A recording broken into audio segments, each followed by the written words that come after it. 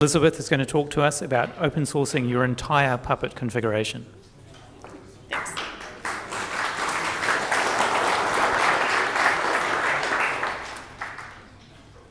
Okay, so a little bit about myself. I'm a Linux sysadmin.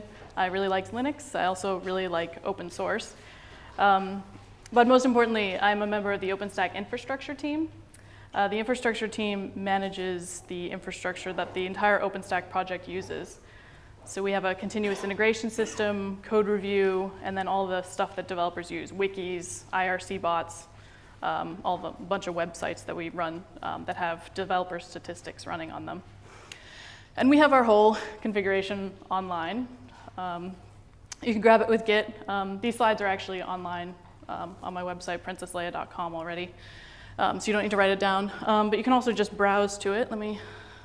So here's our configuration up on git.openstack.org. It's also mirrored to GitHub. So we've got modules and manifests and everything all available for browsing. But the question is, why would you want to do this? For an open source project like us, the answer is pretty obvious. We accept contributions from everyone in our community. As long as you sign the contributor license agreement and can log into our code review system, you're able to submit changes to our infrastructure.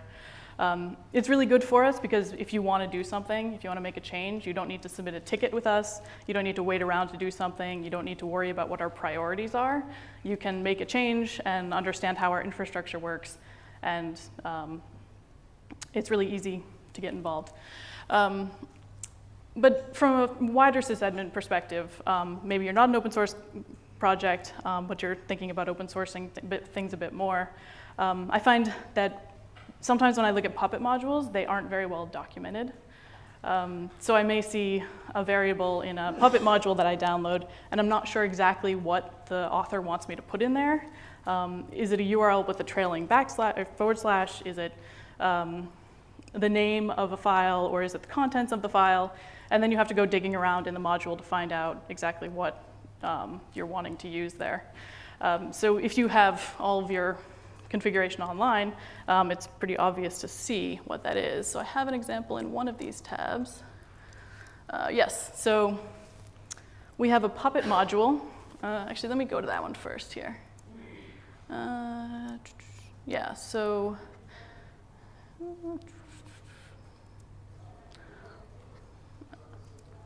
all right, so these are all of our modules that we use, and then we have, oops.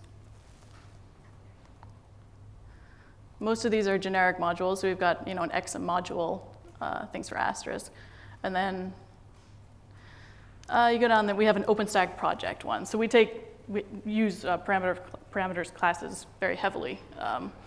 So if you go into that, you'll see we've got all of in our OpenStack project one, we've got all these specialized things. That's files. So if you look at our Puppet one, so you'll notice the Git URL, it's pretty obvious what it's expecting there. So it's expecting one that starts with Git. So you have an example there. So if you're wondering what to put there, since we have our whole configuration online, you're able to see that. I find it also encourages better practices. It can be tempting to download a module and just edit the module to add all of your stuff to it, instead of leaving it like plain and untouched and using parameterized classes. So by separating all of our stuff out and by making that a policy in our project, we're able to tell people and respond in the code reviews saying, like, listen, you can't hard code a URL in this module because we want to be able to share it. And we do a pretty good job of that. Certainly all of our code reviews, all of our systems administration stuff goes through code reviews. All of our reviews right now, we make sure that we pay close attention to make sure we're not hard coding anything into our modules. But it's a work in progress. And then I also think sharing is nice. I love open source. So open source systems administration makes a lot of sense to me. So first, add a license. I wasn't really used to doing licenses on files because I'm a sysadmin. I'm not a coder. I'm not a programmer. So I wasn't really used to doing this, certainly not on config files. But I got used to it real fast when I started working on the OpenStack project. And I work for HP. So they also care about licensing, it turns out. So You told me to get over that, right? So licensing is super important. I found every time I find a Puppet module or any sort of configuration online, if I email the author and say, hey, what's the license on this? You know, it's a GPL-v2, Apache, whatever. They'll say, whatever, you know, it's a free license, do what you want. But I shouldn't have to email them. They should have a license on there. So prevent me from emailing you and put a license on your configuration. So that's very important. You can do this either just by tossing a license in the repository or adding a header to each of the files. In OpenStack, we try to put headers in all the files just because that's easier. Oh, and if anyone has questions, feel free, because I flew in from California last night and I'm very tired.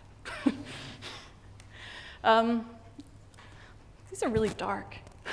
All right, so first, step after getting a license, I'd say work on making sure all of your stuff is sort of split out. So the generic modules, your Apache module, your MySQL module that you grabbed from online already, right? Because you don't want to rewrite that. Make sure that's pretty vanilla. It doesn't have any standardized stuff in it. And then when you write your own modules, make sure that they are written in a way that can be generically used for everyone. Don't hard code host names, even things like port numbers. That's something I have to fix in Puppet modules fairly regularly because we sometimes run on different ports, or we're using a load balancer and then you can't use the default port. So we end up patching a fair amount of modules just so we can change the port.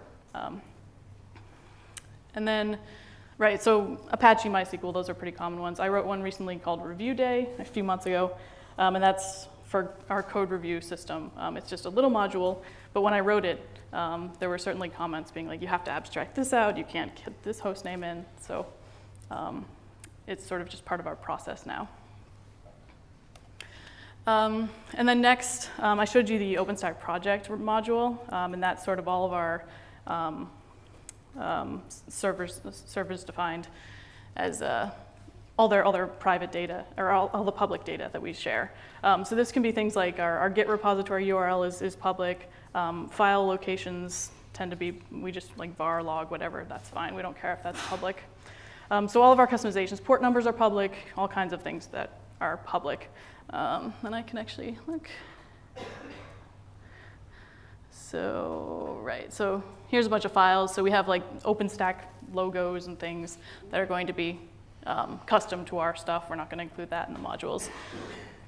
And then we've got some, I think we include a couple of config files here when we have additional config files.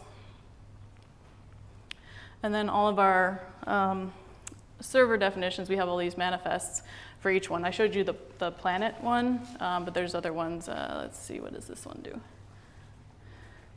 Yeah, so we're including separate modules, and then we're just defining our own things like port numbers and file location. So this is all just public on the internet. Yeah, owners, groups, we don't care. That's all just public. Yeah. And then, of course, we have private data. Since we do everything through revision control, we needed sort of a flat text file solution, and Hiera works really great for this. It's just YAML, key value, and it's very simple to use. Well, it's relatively simple to use. Sometimes it breaks, and it's really bad. So in our project, we've got some different levels of sysadmins. So we've got these root admins who are able to edit the Hiera definitions on the Puppet master. So whenever I say, like, I need a private SSH key, all they do is give me a variable. So they'll say, okay, use this variable in Puppet, and then I use that. I don't need to worry about the passwords because the root admins are handling that. And it works really well for us. And I can show you once we have all of those things defined. We pretty much grab everything. This is the manifest. Yep. Oh, thanks. Yeah, this is a big file. This is all of our servers. And pretty much all this manifest does is like link everything to Hiera, so we can grab everything out from it.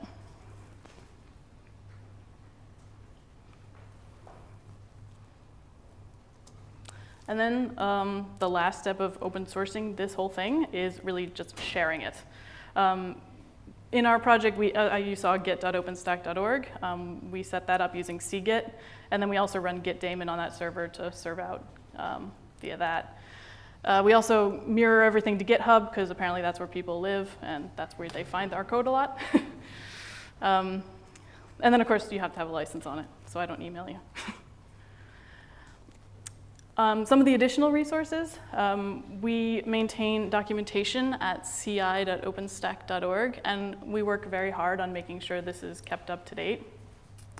Some of the interesting things about working on this is, since we have a few people who are working on infrastructure full-time, so all day long we play with these config files. And then we have a lot of project members who just come in to fix one thing. Like, we've got one guy at the Wikimedia Foundation who actually manages our wiki for us, which is pretty awesome. So you got people coming in doing just little pieces. So we document our whole infrastructure, and we have things like, we have a document for making a change in Puppet. So it sort of, well, that's a lot of words.